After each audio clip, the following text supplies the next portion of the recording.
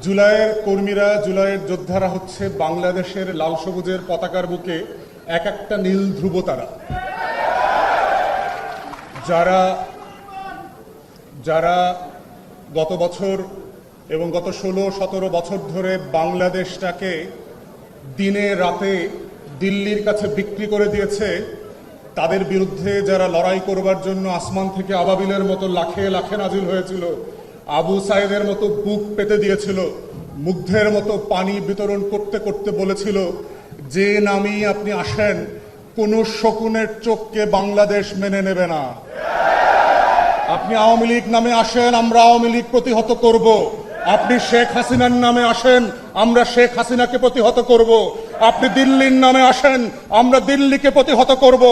দিল্লিকে পরাজিত করার ইতিহাস বাংলাদেশের শাসকদের আছে, তাই শুধু আওয়ামী লীগ আর হাসিনা না, দিল্লিকেও বুঝতে হবে। ত্রয়োদশ এবং চতুর্দশ শতাব্দী থেকে শিক্ষা নেন। আমার লাল সবুজের পতাকার দিকে যদি শকুনের মতো করে তাকান, আমরা লাখে লাখে কোটিতে কোটিতে প্রান্তে প্রান্তে আবু সাইদ হয়ে ফিরে আসবো এবং আপনাদেরকে রুখে দেব। বাংলাদেশ বিক্রি করার জন্য জন্ম হয় নাই, লাখো শহীদের রক্তে গড়া দেশটা কারো বাপের না। কোন বংশের কাছে, কোন ব্যক্তির কাছে আমরা বাংলাদেশ বন্ধক দেই নাই এবং দেব না। অতএব সেই বাস্তবতাই হচ্ছে নতুন করে আবার জুলাই যোদ্ধাদেরকে, আমরা যারা জুলাই রাজপথে ছিলাম, আমাদেরকে মাথায় রাখতে হবে এই রাষ্ট্রের শত্রু কারা, প্রতিদিন এই রাষ্ট্রের ক্ষতি করবার জন্য দেশে এবং বিদেশে বসে কারা ষড়যন্ত্র করছে, হাজার হাজার কোটি টাকা অপচয় করে লুটপাট করে আজকে বাংলাদেশকে অস্থির করবার জন্য উঠে পড়ে লেগেছে। ওরা কারা? প্রতিদিন ফেসবুকে এবং ইউটিউবে বলবার চেষ্টা করছে, আগেই তো ভালো ছিলাম, 40 বছরে এত মব দেখি নাই। এই সুশীলরা কারা? গত 16 বছর যারা কলম ধরে নাই। ওই গণমাধ্যমগুলো কারা? গত 16 বছরে কোনো অন্যায়ের বিরুদ্ধে যারা কলম তোলে নাই, প্রতিবাদ করে নাই, বরং গণভবনে গিয়ে, বঙ্গভবনে গিয়ে তেল দিয়েছে শুধু এই রাষ্ট্রের ক্ষতি করে। তাদের কলমে সেদিন কালি ছিল না, আজকে কলমে এত কালি কোথায় আসছে? এগুলো আপনার কলমের কালি না, এগুলো আবু সাইদদের রক্তে গড়া বাংলাদেশের রক্তাক্ত কালি।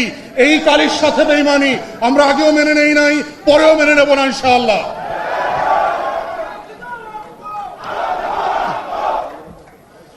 এখন প্রশ্ন হচ্ছে, 1 বছর পরে জুলাই যোদ্ধাদের কাজ কি?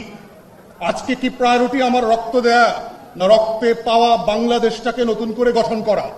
আজকের প্রায়োরিটিটা কি? দেখেন, এক্সাম্পল দেয় ইতিহাস থেকে। দ্বিতীয় বিশ্বযুদ্ধের পরে যাদের নেতৃত্বে ব্রিটেন এবং ইউরোপ এবং ওয়েস্টার্ন ফোর্সেস যুদ্ধে জিতল, সেই Winston Churchill, British prime minister, যুদ্ধের পরের যে নির্বাচন ছিল, সেই নির্বাচনে 45 সালে তিনি হেরে গেলেন। তাহলে যার নেতৃত্বে যুদ্ধ হলো, যার নেতৃত্বে দেশ জিতল, সেই লোক এবং সেই দলটা পরবর্তী নির্বাচনে কেন হেরে গেলেন? 45 সালে ব্রিটিশ হিস্ট্রিতে Labour Party for the first time landslide victory নিয়ে ক্ষমতায় এসছে। কি কারণ ছিল? তাহলে যুদ্ধে বিজয় হওয়া একটা জিনিস, আর বিজিত রাষ্ট্রকে গঠন করবার লড়াইটা হচ্ছে আর একটা জায়গা। তাই জুলাই যোদ্ধাকে বুঝতে হবে, গত বছরের যে লড়াইটা আমার ছিল, সেই লড়াইটা 25-এ ভিন্নভাবে করতে হবে, 26-এ আর একভাবে করতে হবে, এবং এই লড়াইটা করতে করতে কিভাবে নতুন বাংলাদেশকে গড়তে হবে, সেই জায়গাটা আজকে জুলাই যোদ্ধাদেরকে বুঝতে হবে। কারণ যেই যুদ্ধটা গত বছর ছিল হাসিনার বিরুদ্ধে, আওয়ামী লীগের বিরুদ্ধে, ভারতের বিরুদ্ধে, সেই যুদ্ধটা আজকে তৈরি হয়েছে আমাদের বাংলাদেশকে নতুন করে গড়বার জন্য। যেইটাকে আমরা বলছি নতুন রাজনৈতিক বন্দোবস্ত, যেইটাকে আমরা বাংলাদেশ 2 বলছি, যেইটাকে বলছি দায় ও দরদের ভিত্তিতে এই দেশটাকে নতুন করে সাজানোর কথা। তাহলে সেই নতুন বাগানটা কিরকম হবে, কিভাবে হবে, সেই বাংলাদেশ 2টা দেখতে কিরকম হবে, সেই স্বপ্নটা আমাদের তরুণদেরকে, আমাদের জুলাই যোদ্ধাদেরকে বুঝতে হবে এবং আত্মস্থ করতে হবে। এবং এটার প্রথম কাজ হচ্ছে, যেটা শুরু হবে, সেটা হচ্ছে বাংলাদেশ রাষ্ট্রের শত্রুদেরকে বুঝতে পারা, চিনতে পারা। এটাই হচ্ছে বাংলাদেশ রাষ্ট্রের স্বাধীনতা, সার্বভৌমত্বের একমাত্র মাপকাঠি এবং বাংলাদেশি নাগরিক হওয়ার শর্ত। যে আপনি বাংলাদেশের শত্রুকে বোঝেন কিনা, শত্রুকে চেনেন কিনা।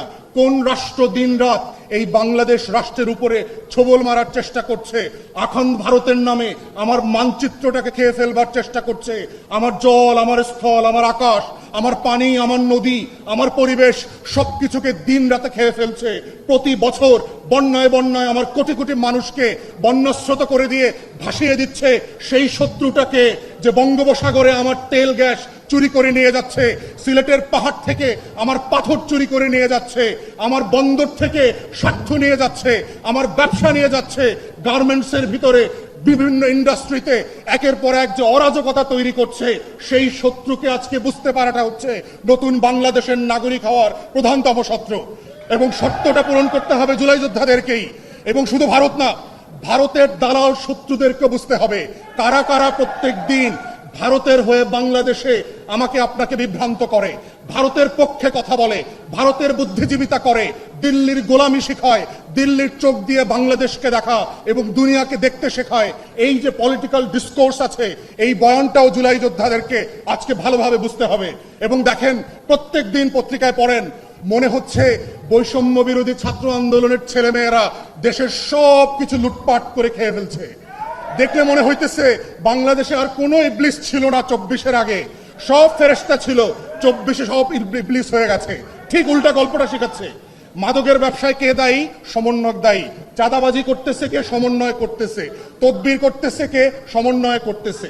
অতএব এই যে নতুন অভ্যুত্থানের নেতা কর্মীদেরকে শত্রু বানানোর রাজনীতি চলছে, অতএব এই জুলাই যোদ্ধাদেরকে বুঝতে হবে সেই শক্তিগুলো কারা, সেই গণমাধ্যমগুলো কারা, যারা দিল্লির বয়ান কায়েম করবার চেষ্টা করছে, বাংলাদেশকে যারা নতুন করে স্বাধীন করেছে, সেই স্বাধীনতার নায়কদেরকে প্রত্যেক দিন প্রত্যেক রাতে বাংলাদেশের শত্রুতে পরিণত করছে, দেশের জনগণের মুখোমুখি দাঁড় করানোর চেষ্টা করছে। এই দিল্লির বয়ানটা বোঝা আজকে জুলাই যোদ্ধাদের জন্য অতীব জরুরি।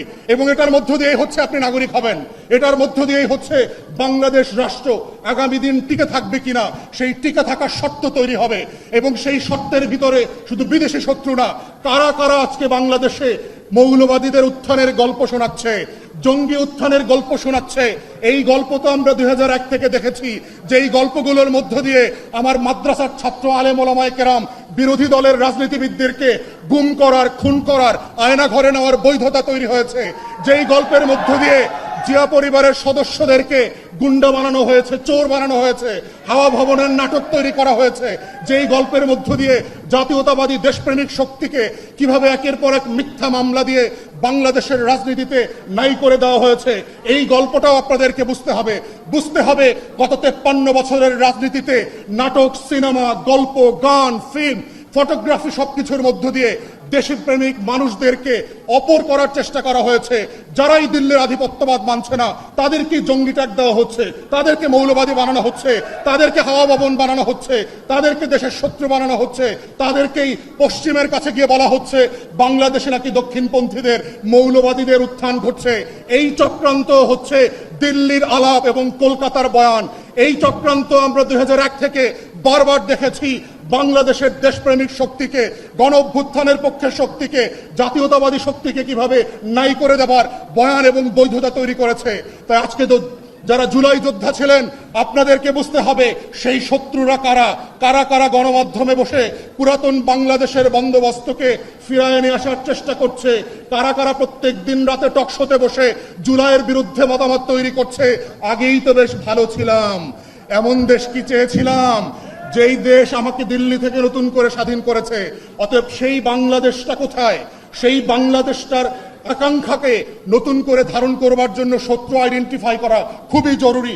এবং তরুণদেরকে, শিক্ষার্থীদেরকে, তরুণীদেরকে, যারা শহীদ পরিবার, আহত পরিবার আছেন, আগামী দিনের বাংলাদেশ থাকবে কি থাকবে না এটা শর্ত হচ্ছে সেখানে। দ্বিতীয়ত হচ্ছে সংস্কারের আলাপ।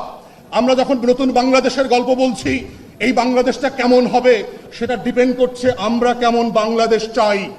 আমরা কি চাই রাজনৈতিক দলগুলো যেভাবে গত 53 বছর ধরে বাংলাদেশটাকে লুটপাটের বিনিময়ে বিক্রি করে দিয়েছে, আমরা কি এমন বাংলাদেশ চাই যেই বাংলাদেশ থেকে $250 বিলিয়ন লুটপাট হয়ে গেছে? আমরা কি সেই বাংলাদেশ চাই যেখানে 40টা ব্যাংক রেড জোনে চলে গেছে? আমরা কি সেই বাংলাদেশ চাই যেই দেশে 800 গুমঘর তৈরি হয়েছে, আয়নাঘর তৈরি হয়েছে। আমরা কি সেই বাংলাদেশ চাই? পুলিশ, গোয়েন্দা সংস্থা, র্যাব রাতের 2টায় 3টায় গিয়ে আমাকে আপনাকে বাসা থেকে উঠায় এনে বুড়িগঙ্গায় লাশ হিসেবে ডুবায় দেবে, পাথর চাপা দেবে। আমরা কি সেই বাংলাদেশ চাই যেই বাংলাদেশে ভোট হবে না, গণতন্ত্র হবে না? আমরা কি সেই বাংলাদেশ চাই যেই বাংলাদেশে এক বংশ এবং এক পরিবারের শাসন কায়েম হবে? আমরা কি সেই বাংলাদেশ চাই মসজিদে নামাজ পড়া অবস্থায় ধরে এনে গুম ঘরে পাঠিয়ে দিয়েছে, হাজার হাজার লাশের কবর পাওয়া যায় নাই? আমরা কি রায়ের বাজারের বধ্যভূমির সেই বাংলাদেশ চাই? আমরা কি সেই বাংলাদেশটা চাই যেই বাংলাদেশে আজাদির গল্প বললে দিল্লি আপনাকে শত্রু আর জঙ্গি বানাবে? আমরা কি সেই বাংলাদেশটা চাই যেই বাংলাদেশে নারীকে নারীর মতো করে সম্মান না দিয়ে ভোগ্যপণ্যের মতো ট্রিট করা হবে? আমরা কি সেই বাংলাদেশটা চাই যেই বাংলাদেশ আমার আপনার জীবন থেকে 17টা বছর কেড়ে নিয়ে গেছে? আমরা কি সেই বাংলাদেশ চাই ঘুম থেকে উঠবার আগে আপনি জানবেন যে ভোট হয়ে গেছে? আমরা কি সেই বাংলাদেশ চাই যেই বাংলাদেশের আমলারা প্রত্যেক দিন এবং প্রত্যেক রাতে আমাদেরকে তাল গাছ দেখায়? আমরা কি সেই বাংলাদেশ চাই যেই বাংলাদেশের সশস্ত্র বাহিনী 17টা ঘোড়া নিয়ে দিল্লির কাছে বাংলাদেশ বিক্রি করে দিয়ে আসছে? আমরা কি সেই বাংলাদেশ চেয়েছিলাম যেই বাংলাদেশে আমি আপনি অপর হিসাবে বাস করব?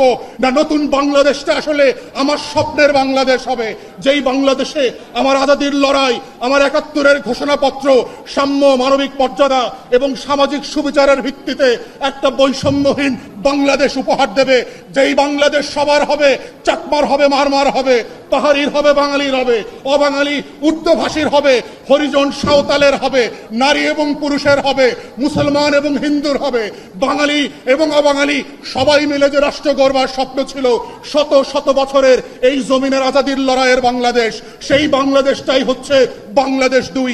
সেই বাংলাদেশটাই হচ্ছে জুলাই আগস্টের গণ অভ্যুত্থানের বাংলাদেশ। ওই বাংলাদেশটাকে আমরা ফেরত চাই, যেই বাংলাদেশে সেবা এবং সমস্যা সমাধানের রাজনীতির মধ্য দিয়ে আমরা একটা নতুন বাংলাদেশ গড়ব। বারে বারে যেন আমাকে রাস্তায় এসে লড়াই করে রক্ত দিতে না হয়। আমরা যেন সেই বাংলাদেশটা চাই, এটাই যেন শেষ গণ অভ্যুত্থান হয়। যদি রাজনৈতিক দলগুলো এই বাস্তবতা না শুনে, এই বাস্তবতা মেনে না নিয়ে তার খাসলত পরিবর্তন না করে, তাহলে মনে রাখবেন জুলাই ঘোষণাপত্র আর জুলাই সনদের মধ্য দিয়ে আগামী দিনের নতুন গণ অভ্যুত্থানের ইশতেহার দেওয়া হবে নতুন বাংলাদেশ করবার জন্য। এই বাংলাদেশ যদি ফিরে না আনেন, আবারও লাখে লাখে কোটিতে কোটিতে আবাবিলরা আবু সাইদ আর মুগ্ধের মতো রাস্তায় নেমে আসবে। আমরা চাই রক্ত দেবার এই রাজনীতি যেন শেষ হয়ে যায়, দেশ গঠনের রাজনীতি ফিরে আসে, সংস্কারের রাজনীতি আসে, যেই রাজনীতিতে দেয়ালে দেয়ালে যে আকাঙ্ক্ষার কথা, স্বপ্নের কথা আমার লেখা ছিল, তার প্রত্যেকটা স্বপ্ন যেন এই বাংলাদেশে আমরা সবাই মিলে বাস্তবায়ন করতে পারি। এটাই হচ্ছে জুলাই যোদ্ধাদের কাছ থেকে আমাদের প্রত্যাশা এবং আহ্বান। সেই আহ্বান রেখে আমার বক্তব্য এখানে শেষ করছি।